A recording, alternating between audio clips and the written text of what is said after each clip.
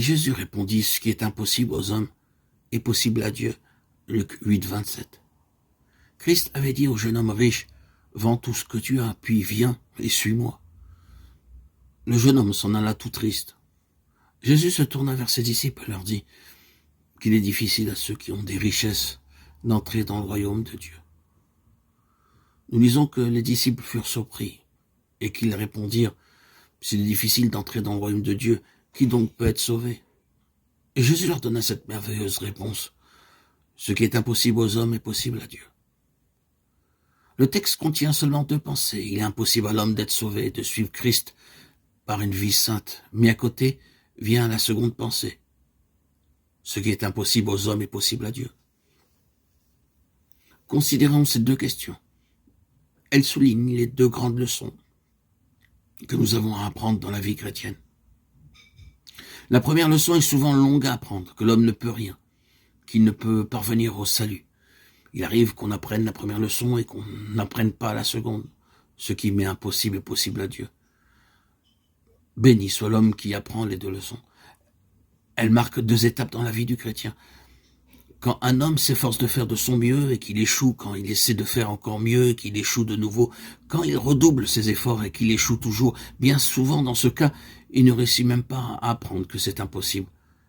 Pierre avait passé 3 ans à l'école du Christ et jamais il n'avait pu apprendre que c'est impossible, jusqu'à ce qu'il eût renié son maître et qu'il sortit et pleura amèrement. Alors, il apprit cette leçon, qu'il est impossible à l'homme de servir Dieu et Jésus-Christ. Considérons un moment celui qui apprend cette leçon impossible à l'homme. Tout d'abord, il lutte contre cette idée. Ensuite, il s'y soumet, mais à contre-cœur, avec désespoir. Enfin, il accepte et s'en réjouit. Au début de la vie chrétienne, le nouveau converti ne conçoit pas cette pensée. Il est converti, la joie remplie au cœur. Il commence à courir la course et à combattre le bon combat. Il est sûr d'être victorieux, car il est rempli de zèle et il est loyal. Et il a la certitude que Dieu l'aidera. Et cependant, très rapidement, il échoue et le péché reprend le dessus. Il est désempointé. Mais il se dit, je n'ai pas été assez vigilant, je n'ai pas été assez ferme dans mes résolutions. Il se met à prier, il prend de nouvelles résolutions et cependant, il échoue encore et encore. Mais il se dit alors, ne suis-je pas un homme régénéré? N'ai-je pas la vie de Dieu en moi? Et il pense, si, et j'ai Christ pour m'aider. Je puis vivre une vie sainte. Par la suite, il en arrive à un autre état d'esprit. Il commence à voir que cette vie est impossible. Mais il n'accepte pas cette idée. Il y a des multitudes de chrétiens qui parviennent à ce point. Je ne peux pas. Donc, Dieu ne peut pas me demander ce qui m'est impossible. Si vous leur dites que Dieu le leur demande, cela leur paraît un mystère. Plusieurs d'entre vous, peut-être, se trouvent dans cette situation-là. Ils vivent une vie d'échec, de péché, au lieu d'une vie de repos et de victoire. Ils commencent à s'apercevoir qu'ils ne peuvent pas, que c'est impossible. Ils ne comprennent pas pourquoi, et le désespoir les envahit. Ils font de leur mieux,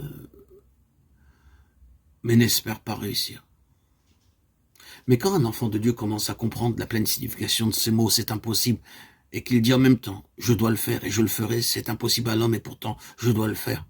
Quand cet enfant de Dieu commence à prier et à crier à Dieu, Seigneur, comment puis-je être libéré de la puissance du péché?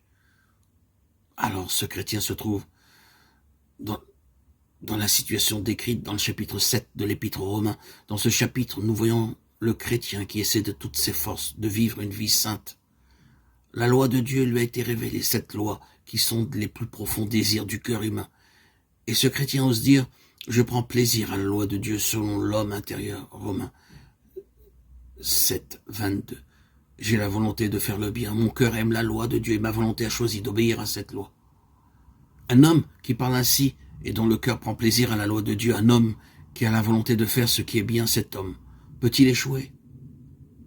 Oui, c'est ce que le chapitre 7 de l'Épître aux Romains nous enseigne. Il faut quelque chose de plus que le désir et la volonté de faire le bien.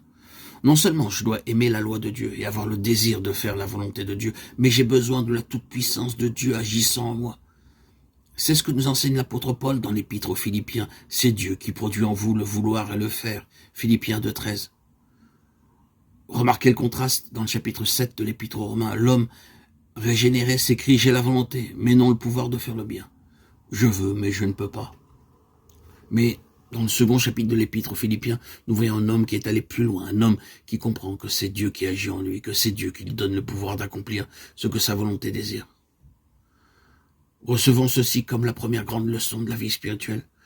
Cela m'est impossible, Seigneur, que ce soit là la fin de la puissance de la chair, la fin de notre moi, que ce soit ma gloire d'être sans force. Béni soit Dieu pour l'enseignement divin qui nous montre notre propre faiblesse. Alléluia. Gloire à Dieu. Gloire à Dieu.